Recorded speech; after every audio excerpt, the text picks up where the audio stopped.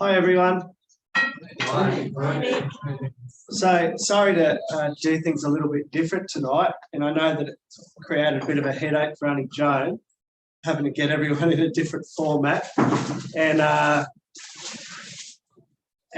also apologise for not having a subject. I know at Hunter Valley we'd love to have a theme that you could, like a good one-liner. So making time for God is the current theme, and seeing as the talk's now started, we're going to have to go with that. So, well, it's been evolving throughout the day, but no, I actually ran the idea of just doing the Bible readings past a couple of people this week, because that's a little bit different than what we do at Bible class. But the fact is, the Bible readings, although HVE is I have been a member for 2 or 3 years, I think, and we're a nice Bible studying group of people, and that's really nice. And you might go, don't make weird comments, but it doesn't happen all the time with every ecclesia and every group of people. Our social group of friends, myself and Megan, is mostly young families, and it gets hard. So making time for God is my theme. So I welcome you to listen to what I've got. So in 2022, how would you describe how hard or easy it is to live a life following Jesus' teachings? Maintaining our morals, maintaining and building our Bible knowledge, building faith, wisdom, maintaining ecclesial life, getting to classes, maybe writing talks, balancing family dynamics, having a social life, jokes, working hard, thanks, Sean. That's why we invited you. Yeah. Maybe keeping fit and active, keeping up with world events. And if you have kids, don't even ask. The list goes on and on. I've been thinking about it like this lately, is when I was a kid, and I actually heard this from someone else, but I also did this, so it's not just stealing the information, is when you get to an escalator at the shops, and when you are not completely grown up in your mind, which is how I feel even to this day, what you want to do is run up the side that's coming down when your mum and dad are walking up the side going, what an idiot. So sometimes I think living a Christadelphian life and being very active in the ecclesia and being a, 60-ish member ecclesia now, we're getting bigger, but we're very active. A lot of the classes that are in the whole Lake Macquarie, Newcastle area are run via Hunter Valley. And that means that we're very busy, not just running the ecclesia, but also helping to run all these events that go on all the time. And sometimes it feels, especially if you think about the escalator, one going up, one coming down in a shopping mall, and the people around us in our lives who don't have God in their life, they don't have ecclesial commitments and our belief system, they're standing on this other escalator, going up, standing still, leaning on the side, while we're going next to them trying to make it up. And we're just sort of, and we feel like we need to keep up with these people that are just standing on the handrail watching on. And we do, but you've got to think, why? Why are we doing it? So the theme that's been simmering away, g'day Mike, the theme that's been simmering away in the background in my life at the moment is to be still, right? So be still as a comment gets mentioned 7 times in the King James, also in the ESV. Take that for what you will. It's just a nice little, if you just want a 5-minute exercise to go through in your own time, look up the 7 occurrences of be still in the Bible, which is something that we just don't do enough of. So we went to Waddingans on Sunday after Sunday school, and Brother Simon Peel was speaking on shoes. And I've heard it quite a few times, and he actually made the comment because, oh no, I thought it was going to be a really quiet Sunday and I could just do this exhort again, but I bet you all that we had heaps of messages. But good for him, he changed it heaps without realising it, and it was just another great exhort. And one of his many valuable points was when Moses was standing on holy ground, he took his shoes off, and part of the reason for that was to be present with God. And when he was teaching us to be present with God and to be still, we take our shoes off. And then when we go to implement these things that we have gleaned from being present with God, whether it be in prayer or reading or what have you, we put our shoes on and away we go. And we're busy. Which is, I want you to keep in the back of your minds. You might be an everyday Bible reader, but as quite often happens in a talk, it's the person that's doing the talk, that's who I'm speaking to tonight. And although we do our Bible readings with our kids and things like that, what I really don't do is study the Bible for myself, not for a talk, not to keep up with the Bible readings, but just because I love the Bible and I love God. But I do love those two things, but the way we prove it to ourselves is by doing it. And that is very lacking in my life, which is why it resonated with me to the point that I'm speaking to it tonight. So are we making time for God?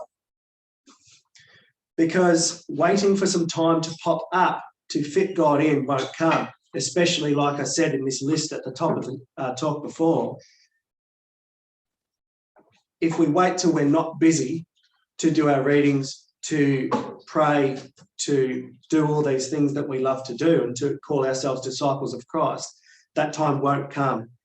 We need to make time for God and to replace other things with God. So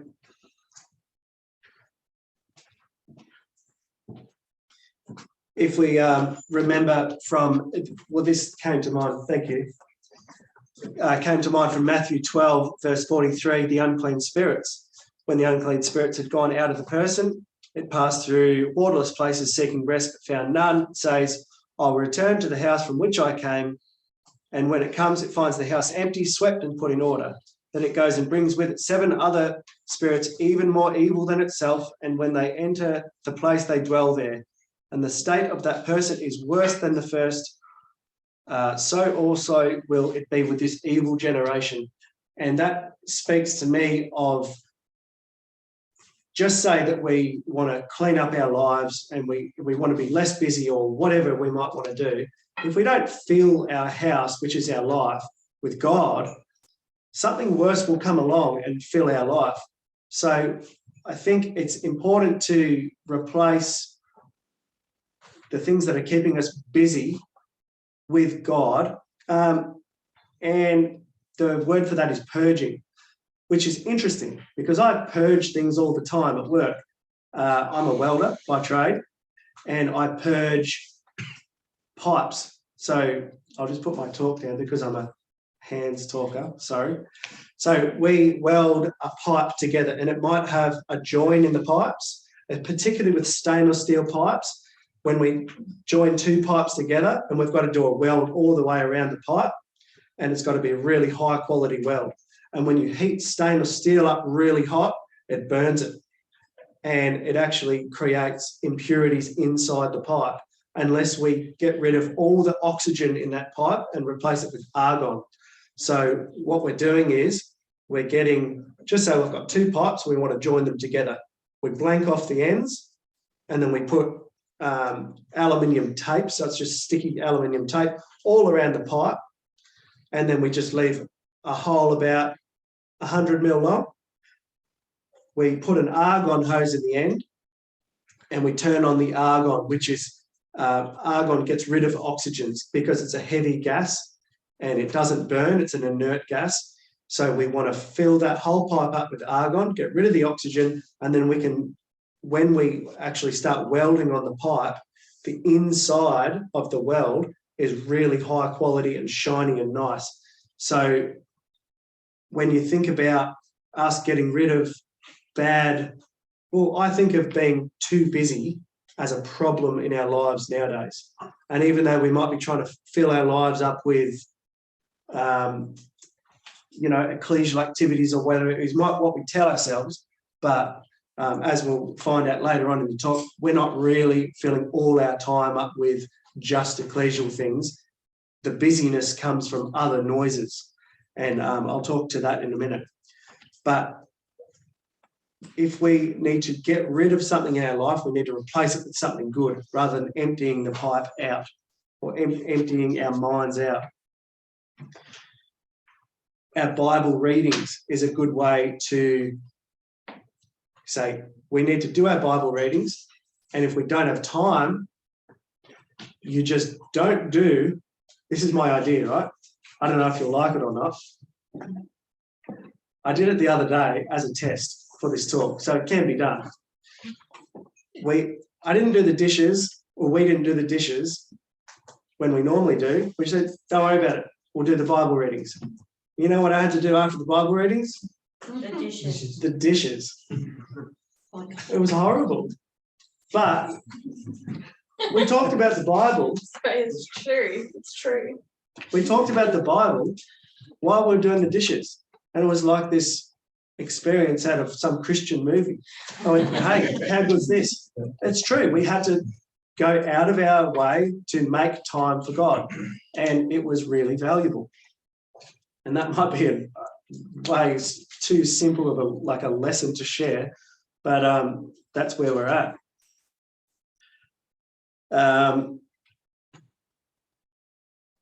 So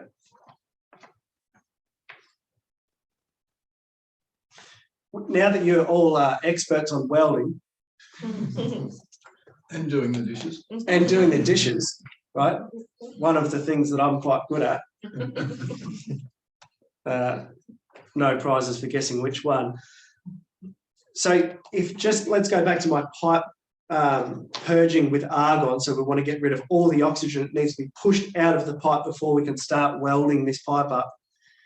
Do you think it would be a good idea, now that you're all experts on purge welding a pipe, instead of just saying you can't be bothered finding any argon or you don't have any in a bottle, just squirt compressed air from a compressor in that pipe instead of argon? What would that do? So if we're trying to replace the oxygen, get rid of the oxygen in the pipe with more oxygen, that won't work, will it? It'll just create way more of a problem. So I was listening to an exhortation from a guy in America called Josh Somerville. Christadelphia is a small place. Maybe someone knows him. I don't. It was just on the Good Christadelphian Talks podcast, actually. And one of the observations that he made of being too busy was, and the idea that he had was getting rid of the noise and making time to be still and think about God and be present with God. One of his observations was that our minds are very full and they're racing and we're overstimulated. And what we tend to do is we go, too many thoughts. And we'll put some music on, might watch a movie, we'll watch YouTube. We're feeling like it's mostly media and social media, things like that. We're getting rid of the noise in our minds with louder and faster and like other noises, which is why I say, do you think it would be more helpful to get rid of oxygen by pushing compressed air into the pipe? No, it'll make the whole situation worse. And I'm terrible for this. You know what I do at work? I'll quite often listen to audiobooks, but not like textbooks. It'll be, I quite like to listen to like old American Western books about the mountain men of the 1830s. boring as. But they're fighting Indians and they're hunting for food, and it's good. It pushes the noise out temporarily, right? Because I get really bored at work. I have a very boring job, and it's not particularly mentally straining when I'm actually on the tools. If I've got to organise everyone else, well, maybe I don't listen to books about mountain men. But while I'm on the tools, I push out the boredom and the noise with these stupid books. At the moment, I'm listening to another one that's just, I've finished the book, I'm like, oh, that was so unhelpful to my life. And today, for instance, I just listened to a few different talks from that Christadelphian Talks podcast, and it was great. I learned something about lots of different people. There was an American guy and an English guy and someone from Adelaide that I think I know his brother or something. And it was really interesting, lots of different subjects. And I thought, that was pretty good. Obviously, the hard thing is I can't just tune out and then tune back in, which is why I listen to that other stuff. But my point is, I'm not sitting up here going, oh, all you people filling your life with noise. It's me, like I said before. So how can we listen for God when we're filling our brains with loud music and media? And potentially just busyness, genuine busyness. Take Jamin and Janet, not very peaceful life, right? Driving from here to there to everywhere else. Every time I see you guys, you're scrambling, doing something, and it's good stuff, right? But it's hard. And it's hard to find time for God, genuinely, yourself. And there's lots of people in our ecclesia that run a similar race. And it's not a bad thing to look after the ecclesia and do nice things for other people and all this stuff, but you need to find time to be still. And I think we're getting worse at it. So this is a quote that I actually said at JFP not long ago when I was talking about prayer. And 1 Kings 19 verses 11 and 12 about the still small voice. And he said, go out and stand on the mount before the Lord. And behold, the Lord passed by. And a great and strong wind tore the mountains and broke in pieces the rocks before the Lord. And the Lord was not in the wind. And after the wind, an earthquake. But the Lord wasn't in the earthquake. And after the earthquake, fire, but the Lord wasn't in the fire either. And after all of that, a sound like a low whisper, and the Lord was in the whisper. So God was the still small voice. So sometimes we feel like we need God to be the earthquake and the fire and the wind, and because we're so busy, God needs to come to us. This is like the danger, right? God needs to come to us and be loud and big and impressive to be able to actually pierce our lives for us to notice what he's trying to tell us. But it's very clear what God's trying to tell us. It's always been the same. It won't change, even though we are moving about like crazy ants trying to do too much with the time that we have. God's message is still, it's small and it's simple, but it's very profound. I find it very hard to hear most of the time anyway. So I can't hear God's voice. I can't hear the whispers over all the noise. I don't really find time to sit quietly and listen for his voice or to his words. Even when I'm reading the Bible sometimes, I'm pushing through the chapter. I don't really, when I was freshly baptized, I was a shepherd, literally. I was a sheep farmer. I lived by myself in the mountains, and I used to read the Bible a lot.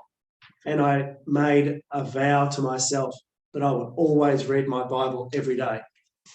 So I broke that vow at some point between now and having 3 kids and moving countries a couple of times and all that sort of stuff. And it's really easy to justify it. And you guys will probably go, oh, yeah, don't worry. You know, go easy on yourself, blah, blah, blah. That's great, but it's not really helpful from when I devoted my life to the Lord in baptism and to Jesus. I was doing it from a place of peace and tranquility when I made time for God. And you might think, well, what else are you going to do on the farm? Like, come on, you got like hours per day, surely, to read the Bible. Well, I used to train dogs and go out with friends and go hunting and, you know, who knows what. But it was big when I think I was 20 when I got baptized. And I just like to remind myself that even though my life is vastly different now, I think it's important to at least reset. So I guess my message for tonight is to reset and be still. And doing our daily Bible readings, even if you have to listen to it in your headphones or in the car on the way to work or something like that, it's really the way that we listen is how we make time for God. And it's not, oh, when can we get to this reading so I can do the dishes or whatever it might be. There's everyone's got their own struggles. But really letting the words sink into our heads is, even if it's 5 verses, 2 verses, God's word is profound and it's simple, but we need to be quiet and listen for his voice, because if we don't, in 2022, life will just bulldoze God out of the way. And that's something that we really need to make sure that we're not doing, which is why after I thought I might do the talk first and then we could just do a Bible reading, which we normally do at the start, it's just the middle portion I thought was a good one today, which is Isaiah 24. And I thought we might do a Bible reading together as an ecclesia, and really just with that spirit of quietness and stillness, we might be able to have time to listen. Isaiah 24. Behold, the Lord will empty the earth and make it desolate. He will twist its surface and scatter its inhabitants. And it shall be as with the people, so with the priest. As with the slave, so with his master. As with the maid, so with her mistress. As with the buyer, so with the seller. As with the lender, so with the borrower. As with the creditor, so with the debtor. The earth shall be utterly empty and utterly plundered, for the Lord has spoken this word. The earth mourns and withers. The world languishes and withers. The highest people of the earth languish. The earth lies defiled under its inhabitants, for they have transgressed the laws, violated the statutes, broken the everlasting covenant. Therefore, a curse consumes the earth. Its people must bear their guilt. Therefore, earth's inhabitants are burned up, and very few are left. The new wine dries up, and the vine withers. All the merrymakers groan. The joyful timbrels are stilled. The noise of the revellers has stopped. The joyful harp is silent. No longer do they drink wine with a song. The beer is bitter to its drinkers. The ruined cities lie desolate. The entrance to every house is barred. There is an outcry in the streets for lack of wine. All joy has grown dark. The gladness of the earth is banished. Desolation is left in the city. The gates are battered into ruins. For thus it shall be in the midst of the earth among the nations. As when an olive is beaten, as at the gleaning when the grape harvest is done. They lift up their voices, they sing for joy over the majesty of the Lord. They shout from the west. Therefore, in the east, give glory to the Lord. In the coastlands of the sea, give glory to the name of the Lord, the God of Israel.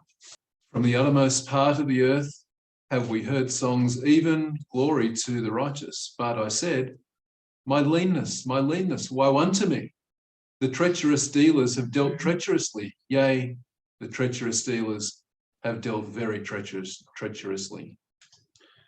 Fear and the pit and the snare are upon thee, O inhabitant of the earth. And it shall come to pass that he who flees from the noise of the fear shall fall into the pit, and he that comes up out of the midst of the pit shall be taken in the snare. For the windows from on high are open, and the foundations of the earth do shake. The earth is utterly broken down. The earth is clean dissolved. The earth is moved exceedingly.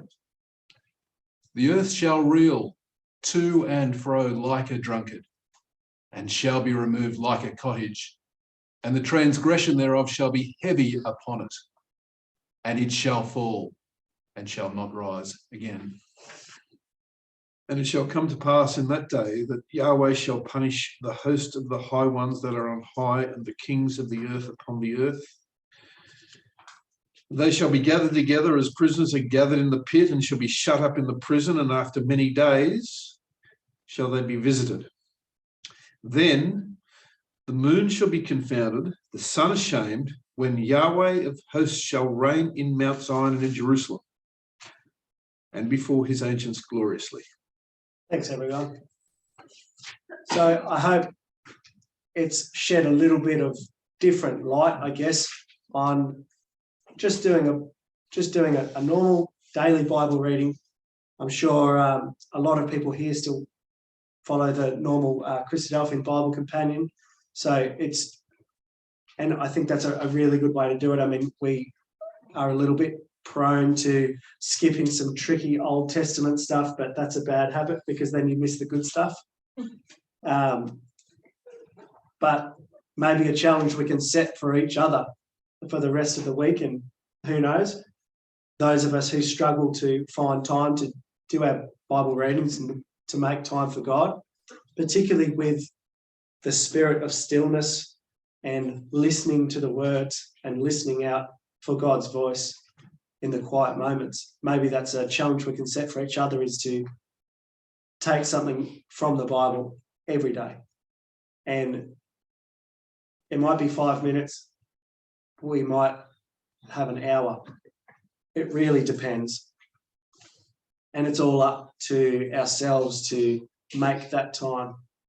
Like I told you about the purge welding a pipe, the time won't just come. We need to push the oxygen or the busyness out with God's word. And it's not always fun and it's not always easy, but it's definitely worthwhile, because the things that we read from God's word, the conversations we can have with our Father in prayer, are what keeps us connected with him. So as we move forward in 2022, this week, whatever, it's not going to get easier, and society is going to push busyness on us, and it's our job to basically fight against it the best we can, while we still support our ecclesia, we run our family, we keep a full-time job, all that sort of stuff, go to uni, school. It's just going to be a constant thing that we have to maintain, because when Christ returns and we're talking to him face to face, I would like to, even though we all fall short, I would feel good about having made time for him and for God every day. Thanks.